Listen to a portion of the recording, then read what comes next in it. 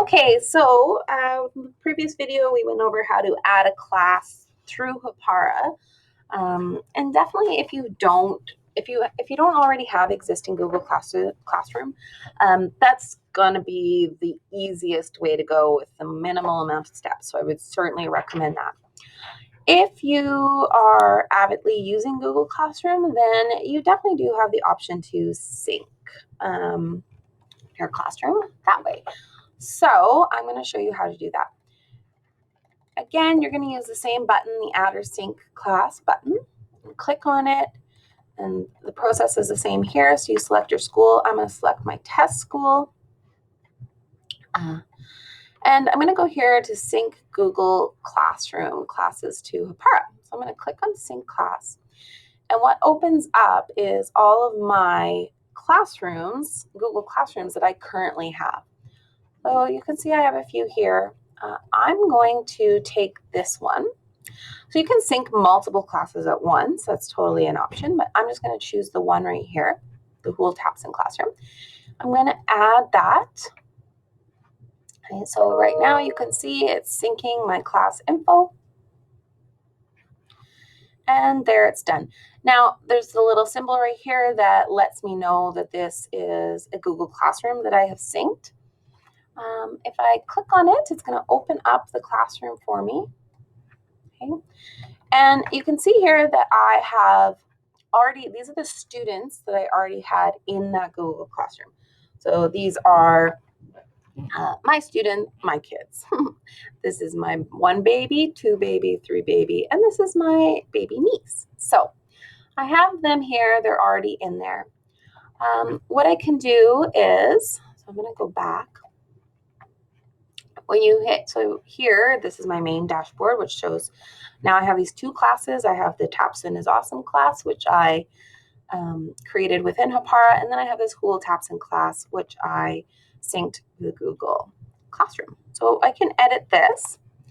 I can change the color, and maybe I'll continue with the stripe theme and do that one. So save, and then I can also open the class info. So here I have open the class info. I have a list of the students in my class. Now you'll notice one of the differences is that when I have synced the classroom with, so it says here sync from Google Classroom, I don't have the option of adding additional students after the fact. I would need to go into Google Classroom, add the students within Google Classroom, and then resync my class by clicking this sync class button. So that is how you would go about adding more students to a class. You can edit the class here. So to edit this, I need to open it in Google Classroom. So again, that's another difference. When I'm creating a classroom within Hapara, I have the opportunity to, or the option to edit and do all that within Hapara. When I have it synced, I need to make all those changes and updates on Google Classroom, and then come back and sync the class here. But you do have the option of deactivating the class here as well.